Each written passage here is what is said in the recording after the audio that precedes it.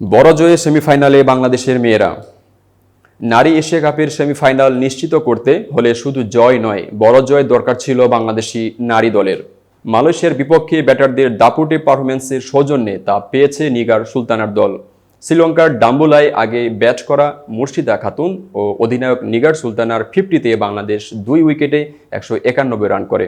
আন্তর্জাতিক টি-20তে এটি বাংলাদেশের দ্বিতীয় সর্বোচ্চ স্কোর। এর আগে 2019 সালের মালদ্বীপের বিপক্ষে 2 উইকেটে 255 রান করেছিল বাংলাদেশ।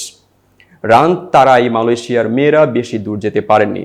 20 ওভারে 8 উইকেট হারিয়ে 77 রান করেছে দলটি।